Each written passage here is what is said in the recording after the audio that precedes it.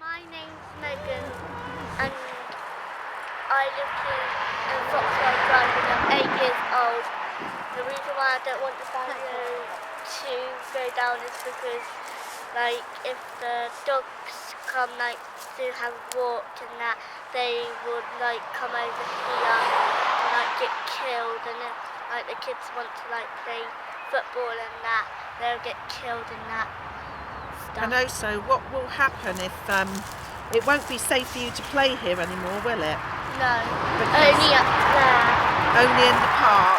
Yeah. Yeah, what happens if all the ambulances and police cars come through? They could, what would happen to you if you got in the way? It could hurt ourselves. Yeah, you could be hurt. So both Megan and I and the other residents on the estate would like this to remain a safe place for our children, our residents and our animals. This fence here was originally chestnut fencing, and it was put up in 1952 by the council themselves because it was identified that children were getting out onto the A40. And then it was replaced because the chestnut fencing wasn't strong enough, so it was replaced by this metal fencing. And then Jane planted trees to cut down on noise and pollution, and it was also a safety measure for the children and the animals. Now this barrier is going to be broken down. Like in 1952, before it was put up, our children and animals are at risk from being killed on this busy road. This is the important thing. This road was identified as being a dangerous road in 1952. Now in 2015, even at 50 miles an hour, the risk to our children is even greater, and we feel very strongly this barrier shouldn't be broken down.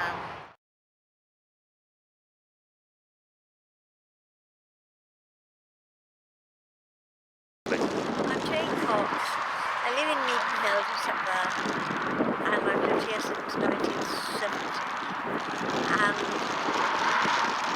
I think it's in about 1979, I won a national competition, and there were trees on offer, and I was the only person in Oxford who actually won.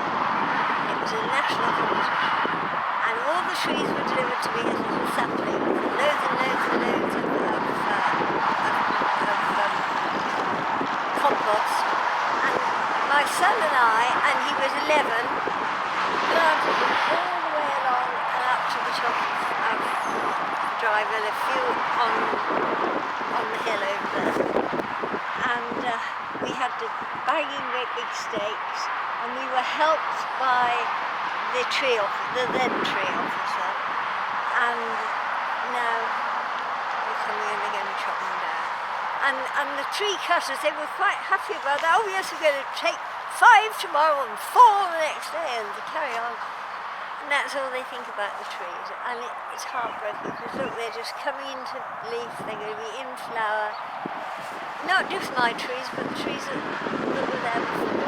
And the parks people put a few extra trees down there and a few more, and the children from the school helped in that, because Mr. Thompson, the tree officer, thought it was such a good idea. He got the children to do that. Now the children, part of it was to say to those children, don't vandalise trees. They're for your benefit. So what are they doing? They're not just vandalising them, they're killing them. So the plan now is what exactly? They've chopped these trees down and they're going to put a road across, cutting through here into the estate. Yes, supposedly for ambulances and buses, and we don't believe a word of it. General traffic's going to come through here. And why have they done it now when they haven't dug a hole over there? They've done it so they can bring their lorries full of spoil up here, and that will shake these houses to pieces. And the lorries, you reckon, will be going up where? Through up? I don't know where they're going, but they certainly aren't going to go up the bypass because of the hamburger and all the resurfacing of the London Road, and they'd rather break our surfaces up and break their brand new road up, wouldn't they? And also the traffic is so bad up there because the signing is so bad all around the hamburger while they're doing work that people are getting stuck in the middle of the hamburger because they don't, the roundabout, because they don't know where to go, and so the traffic builds up.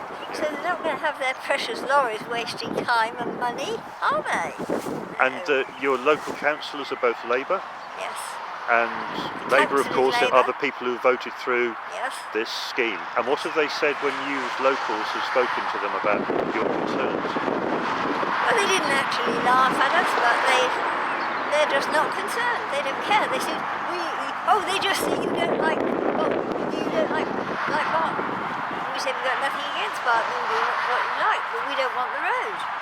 Because your estate's as it is and it's been put together as an estate rather than Yes, our estate. And every wood farm has got a barrier of trees all around it, along the eastern bypass.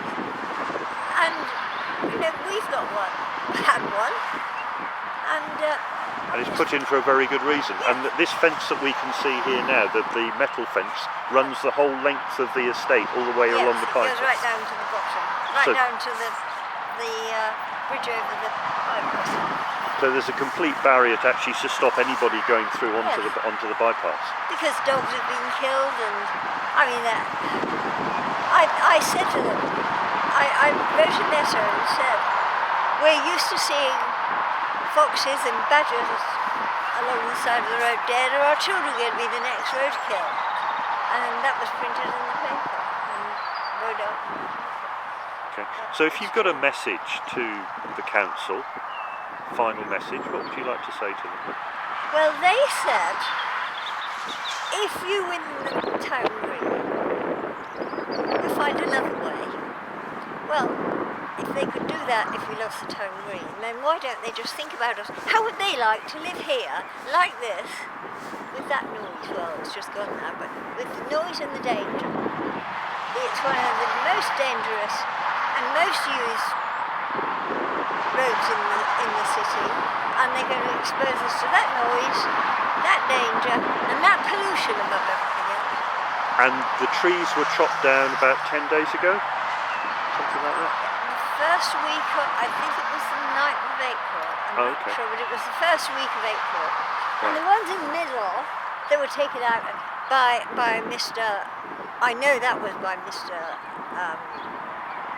What's his name? Roy Dark, because he instructed he put in his Headington Forum notes that he had instructed the department to come in and cut them down, and for once they'd done as he asked them. And they took away beautiful big trees where birds were nesting and the trees were coming out into flower. And they were huge trees, those ones, and they're gone. And before the trees came down, there was effectively a sound prevention there, so you didn't get the noise through. But at one time before the trees grew like this, a thinner layer of trees, when they came, they gave these houses along here, they gave them double glazing. And we said, well, we want our gardens double glazed. You can't hear yourself talking in the car. Yes. No, we can hear today that even with the traffic going past now, that there is a noise coming through, and it's not as much of a barrier as if you're standing behind the trees. No. And that's what they're for, and that's why I won the prize. And it's not just sad, it's heartbreaking. And wonder when these people were standing here that night, because we were out there all afternoon, because the tree cutters were being horrible to us, and so and then the park ranger came along, and there were thick, deep ruts, and the maggots wouldn't let him speak to me. I wanted to ask him about the ruts, but he just left.